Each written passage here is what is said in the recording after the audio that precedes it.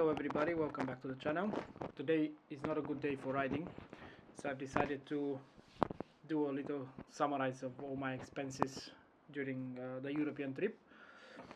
So I have everything listed here and I separated in different categories from petrol, accommodation, others, and some additional notes.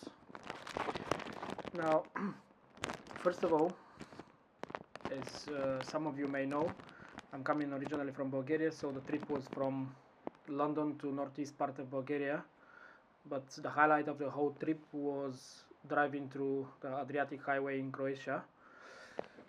Motorcyclists out there, you know that Croatia is like a go-to destination, especially the Adriatic Highway. Very beautiful, very scenic place, amazing people.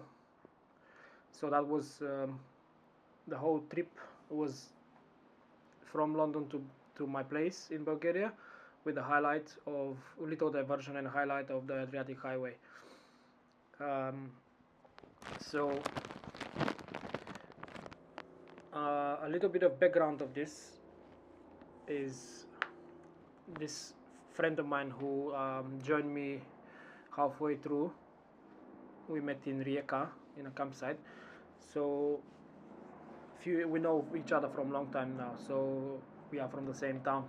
So he shared with me his dream of riding the Adriatic Highway a few years ago, and last year when I go home for Christmas, we discussed, and I said to him, we do it next summer, we do it just like that. And he was like, oh yeah, I was looking for someone to do it with me, blah blah blah. And then we discussed a bit, and once the time came close, like the spring of this 2023, we decided we have to plan it and we have to set a time when to go. So I gave him my window, which was August of the 2023 summer, and initially he had a little bit of difficulties with his work schedules, but he managed to do it. And then for the last 2 weeks of July we just planned it and carry on. So we met in north part of Croatia, in Rijeka, north part of the Adriatic Highway, and we drove the next 3 days down the coast, across Montenegro, and then that same day we went to Kosovo, North Macedonia, and we entered Bulgaria, and then next day we arrived at home. So really nice journey, and as I said, categorized all my expenses here, so some of you may take note of that and just help you with your next trip. So petrol, day 1, it cost me 65.54 euros.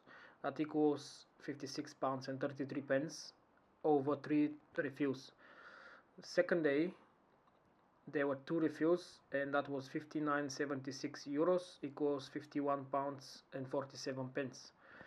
The third day, which was the day I entered Croatia, that was 36 euros and 80 cents, equals 31 pounds 78 pence over 2 times refills. Day 4, which was the first day on the Adriatic Highway, it was 11 euros 78, and that equals 10 pounds 17 over just 1 refill. It's 1 refill because I had some fuel left over from the previous day, and it's a relatively short day, like 200 kilometers, not many kilometers to cover, so 11 pounds of worth of fuel plus the one from before cover up that day. Day 5, it was 2 refills, 23 euros and 02 cents, equals 19 pounds and 88 pence. Day 6, also 2 refills, 23 pounds and 22, almost the same as the day before. That equals 19 pounds and 98 pence. The 7th day, which was I think 8th of August or 7th of August, I think 8th of August, yeah, and that was only 1 refill here, even though the day was long, like 600 kilometers. I had 1 refill only, simply because one of my transactions in North Macedonia didn't go through and my friend had to pay for it, so I returned the money next day. So this was one refill, 14 euros and 36 cents, equals 12 pounds 34 pence. Last day in Bulgaria, here 3 refills, cost 68 euros and 39 cents. That makes 58 pounds and 99 pence. That brings the total of fuel of 302 euros and 87 cents. That equals 261 pounds and 23 pence. 261 pounds over 8 days, I think, is very reasonable. 261 pounds. Accommodation. Now the accommodation varies from cheap to nothing to fairly expensive, and from sleeping in campsites and very nice guest house to not so nice guest house. So day 1 I slept in Germany. That was 41 euros and 09 cents, equals 35 pounds and 44 pence. Day 2, 27 euros and 96 cents, equals 24 pounds 03. Day 3 was the evening I met my friend in the campsite in Rijeka. That's 22 euros and 75 cents, equals 19 pounds 64. Day 4 was 60 euros, and that equals 51 pounds 81 pence. That's per person. That room was a bit expensive, was 120 euros, but that was like a first line view house on the coast, literally on the edge of the Adriatic Sea. Was amazing, and the quality of the house as well as the breakfast after was amazing. So 60 pounds well worth that house. Day 5 in Makarska, we spent 30 pounds per person, 30 euros per person. That's 25.91 pounds. And the last day actually we paid for accommodation was in Kotor. That was 15 euros per person, equals 12 pounds and 19 pence. Day 7, evening 7, we didn't pay anything simply because we arrived in Bulgaria in the village Drakata in the southwest part of the country. That's we slept in my friend family members, relatives, so we didn't pay anything. And day 8, it was just the completion of the trip, so we slept at home. We arrived at home. The total of accommodation is 196 euros and 80 cents. That equals of 169 pounds and 73 pence. Also 170 over 8 days, I think is very reasonable. So ferry, I paid 33.52 euros. That equals 29 pounds. I paid in pounds, that's why the pound price is even, and this euro price looks a bit odd because I paid 2-3 weeks in advance. Obviously 29 pounds is nothing for me and the motorcycle. If you want to go quicker, you can take the train under the channel. That will cost you more. So that's for the ferry, and then the next one is the food. Now here I didn't split it on days or anything. I just summarized the whole trip that I have taken from my bank statement and from the receipts that I've got, because sometimes you pay cash on burger shops or coffee shops by the street and you don't really take receipts. So I didn't write down everything, so I don't have the exact number. I mean I have the exact number from statements and from receipts, but I can say you can easily add about 50 euros on top of that. Sometimes we went to the bar after long days for beers and stuff. Of course you pay cash and you don't take receipts and stuff, so it's adding to this one. So I have calculated 59.45 euros, and that equals 51 pounds and 51 pence. Again, we didn't go expensive. In the same time, we didn't try to save. We were just enjoying ourselves, and Of course, you can go cheaper or you can go much more expensive if you go expensive restaurants and expensive meals. But I think realistically, between 80 to 100 euros around 8 days, it's reasonable, considering that on a day 4, where we paid the expensive 60 euros per person, we had included breakfast, and then on day 7, same thing, we had dinner and next morning breakfast in my friends' relatives, so we saved from there. Okay, there are some other expenses which I counted, which they were unexpected, but you have to always consider additional expenses, especially after like a week, for a week or so journey on the road. For example, this camp tax in Austria. I arrived and the guy told me I need to pay 1.7 euro camp tax, which I don't know what is it, but it's not much, but it's adding to the whole bill. That equals 1.46 pounds. Next day I went to the waterfall. That was 5 euros entry fee. That's 4.3 pounds. Then I've decided to go on the motorways in Austria, and that was 5.8 euros for 10 days, equals 4.99 pounds. And when I stopped to the petrol station to buy a vignette, I find out that one of my light bulbs on the Kawasaki was blown. So H7 light bulb cost 8 euros 99. That equals 7 pounds 74 pence.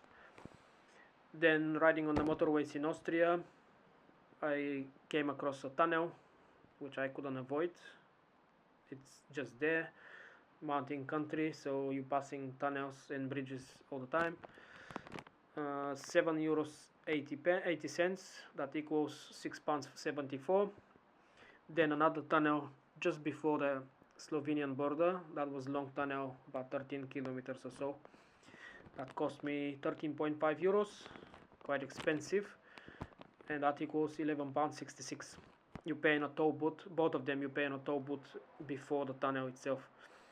Then crossing to Slovenia, they have electronic vignette, e-vignette. You just pay and you get a receipt with your number plate. That's 8 euros, equals 6 pounds 91 pence. The total of these unexpected expenses is 50 euros and 79 cents. That comes as 43 pounds and 69 pence. This brings the grand total to 643 euros and 43 cents. That equals 555 pounds and 16 pence, which, considering 8 days across Europe, covering a distance of 3,645 kilometers on a motorcycle, I think is very reasonable. Of course, you can go, as I said, you can go higher, or you can save more, because, for example, accommodation in Croatia, we planned initially to go camping each evening, but we had to change the plan and we went to guest houses, so that brings the price a little bit higher, but not by much. But if you go camping, it would be a little cheaper. If you go hotels, for example, more posh hotels, expensive, that will bring the bill higher. Also the food, you can spend a lot more. The petrol price is almost the same in all the countries. So here I also add some notes which may help you for the different countries. And for example, France, they have some of the motorways toll. You pay on a toll booth, you touch your card, then you grab a ticket. On the exit you insert the ticket, that takes money from your card, and you go quicker. They also have Crit Air, which is some equivalent of the low emission zone here in London. That costs 4 euros and 61 cents, and that's valid for the lifetime of the vehicle because it's registered on the number plate. Now this one is for the big cities, say Paris, Lyon, Lille, Marseille, all the big cities and the surrounding areas. If you don't have it and enter those zones, if you get caught, you risk a penalty of up to 68 euros, which is not nice. Belgium, no vignettes for motorcycles, same as Germany, no vignettes for motorcycles. Austria, there are vignettes on the motorways only, and it costs 5.8 euros. That's for 10 days minimum. Slovenia, e-vignette, 8 euros for minimum 1 week. Croatia, some of the motorways, I did research beforehand, some of the motorways have toll. However, we went on the Adriatic Highway, which is free, so no problem there, we didn't have to buy anything. Same in Montenegro, no vignettes for motorcycles. Kosovo, no vignettes for motorcycles. However, there is funny story there. We stopped at the border control and the guy said to us, now you have to go back to the previous booth and you have to buy Kosovian insurance. All green cards or European policy doesn't cover Kosovo, so you have to go and buy a Kosovian insurance. So we went up, we tried to argue why we're doing this, why that, but you can argue with the border control. So 10 euros for Kosovian insurance for 15 days. It's a A4 policy they give you with the number plate and everything, country of register, all sorts of information. North Macedonia, tolls on certain motorways, there are booths, so you stop, you pay, barrier open, and you're good to go. Price vary from 0.5 euros to 1.5 euros. However, the motorways are in very good state in North Macedonia, so it makes sense for them to make them payable. Bulgaria, no vignettes for motorcycles. However, other vehicles, cars, trucks, buses, lorries, everything pay vignettes. Actually, I forgot to add the 10 euros for Kosovian insurance to the whole bill, so it brings it up to 653.53 euros. As I said, I think over 8 days, that's very reasonable. And I hope this summarize will give you an idea, help you out if you plan your next trip. So if you like the information provided and details, please give me a like. If you don't like, I can't force you to like something, press don't like. But please, if you don't like it, let me know in the comments why you don't like it, how can I improve. I'm still learning, so it will be very helpful if you let me know why you don't like it. And do me a favor, smash that subscribe button, helps a lot with my future content. Thank you and bye for now. See you in the next one.